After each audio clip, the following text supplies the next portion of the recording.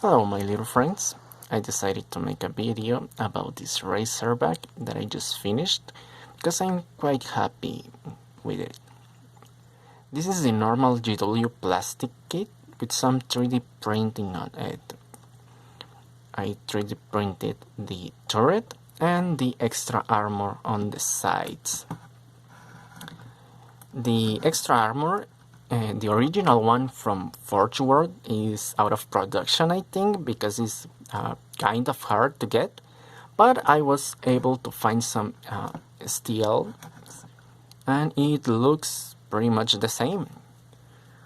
Now I'm happy with the weathering I give to the model. It's basically just sponge chipping, and the mud is an acrylic paste.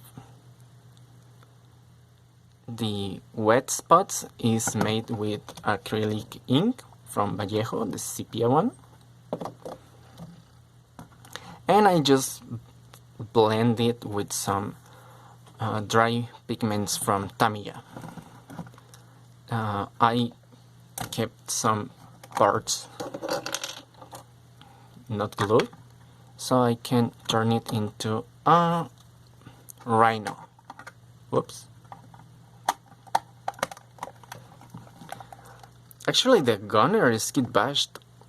I used parts from the original kit gunner and some parts from the Vanguard veteran kit, I believe. Oh, and the crest is also 3D printed. And yeah, I'm happy with how it turned out. I also painted the interior. I added a chair, a seat on what I guess is the gunner's position. And I paint all the screens and the radars and buttons and stuff. Also the little bolter down there.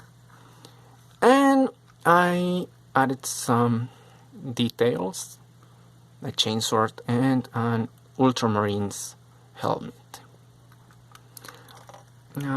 So yeah, that's pretty much it. Oh, I decided actually to paint it in first company colors because I thought white and blue look really nice.